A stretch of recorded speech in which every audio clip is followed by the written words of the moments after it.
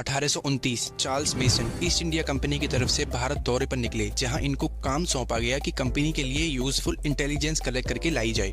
1842 में मेसन एक बुक लिखते हैं जिसमें वो कुछ पुराने खंडरों की पेंटिंग्स बनाते हैं और लिखते हैं कि मुझे मेरी जर्नी में पंजाब के एरिया में काफी जगह ये खंडर देखने को मिले जो एक से लग रहे हैं, लेकिन शायद मेसन को ये नहीं पता था कि उन्होंने दुनिया की सबसे पुरानी सिविलाइजेशन खोज निकाली है। 1861 में इंडिया में ब्रिटिश रूल लागू हो जाता है और इसी साल 1861 में स्थापना होती है आर्कियोलॉजिकल सर्वे ऑफ इंडिया यानी ASI की, और इसके डायरेक्टर जनरल बनाए जाते हैं अलेक्जेंडर कनिंघम, जिन्हें हिस्ट्री का काफी शौक था। और कनिंघम चार्ल्स मेसन द्वारा लिखी बुक में उपस्थित उन खंडरों का दौरा करते हैं और इन्हें लगा कि शायद इन्हें खोया हुआ एक बौद्ध स्तूप मिल गया है। 1904 में जॉन मार्शल को ASI का डायरेक्टर बनाया जाता है और मार्शल दयाराम साहनी को इन खंडरों की खुदाई का काम सौंपते हैं। दयाराम साहनी हड़प्पा में खुदाई शुरू कर देते हैं तो इन्हें पहले एक कमरा मिलता है, फिर और खुदाई की तो पूरा घर निकलता है और फिर खोदते खोदते पता चला कि ये तो पूरा शहर जमीन के नीचे छुपा हुआ था।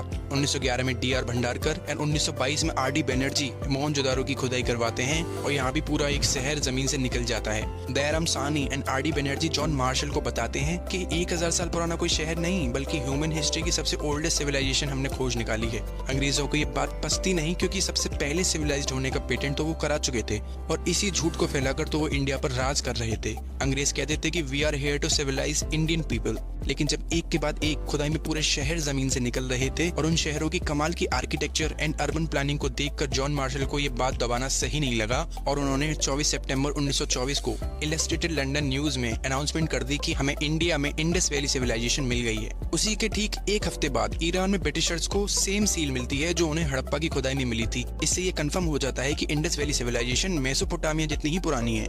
आइए अब इतिहास में वापस चलते हैं और जानते हैं इस खूबसूरत इंडस वैली सिविलाइजेशन यानी सिंधु घाटी सभ्यता के बारे में। दोस्तों, जैसा कि हमने पिछली वीडियो में देखा कि मानव कैसे ब्रॉन्ज एज में पढ़ना और लिखना सीख चुका था और उसने तांबे की खोज कर ली थी और औद्योगिकरण शुरू हो गया था। इंडस वैली सिविलाइजेशन की शुरुआत 7000 BC में अर्ली ब्रॉन्ज एज में होती है। इस टाइम पे इनके बड़े बड़े शहर नहीं थे, यहाँ लोग अलग अलग घर काफी दूरी पर बनाकर रहते होंगे। अराउंड 3300 BC में कुछ लोगों का समूह इंडस रिवर यानी सिंधु घाटी नदी के किनारे आकर बस गया क्योंकि यहाँ पानी की कमी नहीं थी और खेती करने के लिए मिट्टी काफी उपजाऊ थी। सिंधु घाटी के लोगों ने जब यहाँ अपना डेरा डाला और यहीं बस गए तो इनकी संख्या अनुमानित 20 से 30,000 के बीच रही होगी। लेकिन जब ये सभ्यता अपनी चरम सीमा पर थी तब इनकी संख्या बढ़कर 50 लाख तक हो गई थी, जो आज की जनसंख्या के हिसाब से भले ही कम लग रही हो लेकिन उस समय के हिसाब से बहुत बड़ा नंबर है। इतने सारे लोग इतने सभ्य और सिविलाइज तरीके से रहते थे।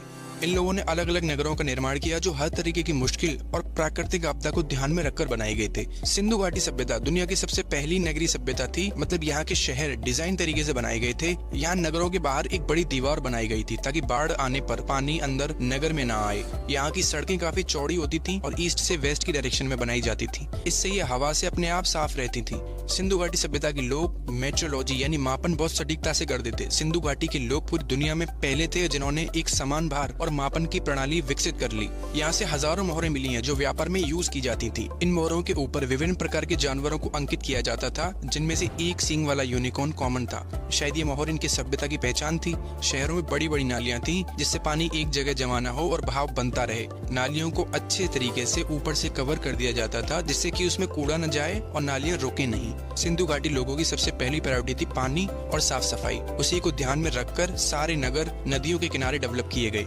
सिंधु घाटी के लोगों ने हाइड्रो इंजीनियरिंग में महारत हासिल कर ली थी। Advance pipeline system and flush system जो आज भी कई देशों में अवेलेबल नहीं है, इन्होंने उस समय अपने शहरों में यूज किए।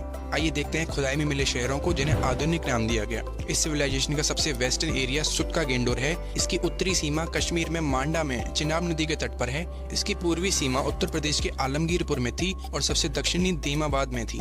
इस सिविलाइजेशन के सबसे बड़े शहर थे हड़प्पा जो रावी नदी के किनारे और मोहनजोदारो जो सिंधु नदी के किनारे था। चनबूदड़ो जो सिंधु नदी के तट पर स्थित था, ये इस सिविलाइजेशन का औद्योगिक शहर था। यहाँ मेनली मूर्तियाँ, पेंटिंग्स, कॉस्मेटिक सामान, ईंटों का निर्माण किया जाता था। लोथल जो कि सिंधु सभ्यता का पोर्ट यानी बंदरगाह हुआ करता था, यहाँ से विदेशों में व्यापार किया जाता था। यहाँ अनेक प्रकार की मोहरें मिली हैं जो विदेशी व्यापार को दर्शाती हैं। और भी जगह हैं जैसे रोपड़, बनवाली, कूड़ल, राखी गढ़ी आदि। दोस्तों, सिंधु घाटी के लोग लोहे से परिचित नहीं थे और न ही इनके साक्ष्यों में तलवारों या किसी भी प्रकार के युद्ध का वर्णन मिलता है, जो पूरी दुनिया के लिए एक शॉकिंग चीज है। लेकिन ये बात ये दर्शाती है कि ये लोग कितने शांत और अपने समय के हिसाब से कितने मैच्योर थे। यहाँ कोई राजा नहीं हुआ करता था जैसे मिस्र या मेसोपोटामिया की सभ्यताओं में थे। यहाँ के लोगों का मुख्य कार्य सिर्फ खेती था और कई तरीके के मसाले या अन्य सभ्यताओं को एक्सपोर्ट करते थे। कॉटन के कपड़े, मसाले, मूर्तियाँ, पेंटिंग्स, मनके, गेहूं, चावल यहाँ से फारस, इजिप्ट, मेसोपोटामिया और अन्य सभ्यताओं के साथ एक्सपोर्ट किए जाते थे। दोस्तों, इन लोगों की लिपि अभी तक कोई नहीं समझ पाया है, लेकिन कुछ हिस्टोरियंस मानते हैं कि ये अर्ली द्रविड़ लैंग्वेज है। ये लोग सिंबल्स का इस्तेमाल करते थे इजिप्शियंस की तरह। हालांकि इजिप्शियंस इंक्रिप्शंस को समझा जा चुका है, लेकिन आज तक कोई इंडस वैली सिविलाइजेशन की लिपि को नहीं समझ पाया। 2500 BC से लेकर 1700 BC तक इंडस वैली सिविलाइजेशन का गोल्डन पीरियड चला। इनके एग्जिस्टेंस का सबसे लास्ट टाइम 1400 BC माना जाता है और इनके डाउनफॉल की बहुत सारी थ्योरीज बताई जाती हैं। उन्हीं में से सबसे बकवास और अनलॉजिकल थ्योरी है कि यूरोप से आर्यंस आए और उन्होंने सिंधु घाटी के लोगों पर हमला करके उन्हें साउथ इंडिया की तरफ ढकेल दिया, इसलिए नॉर्थ इंडिया के लोग गोरे और साउथ इंडिया के लोग काले हैं। लेकिन ऐसा नहीं हुआ था। इसके बारे में डिटेल में नेक्स्ट वीडियो में समझेंगे कि आखिर इंडस वैली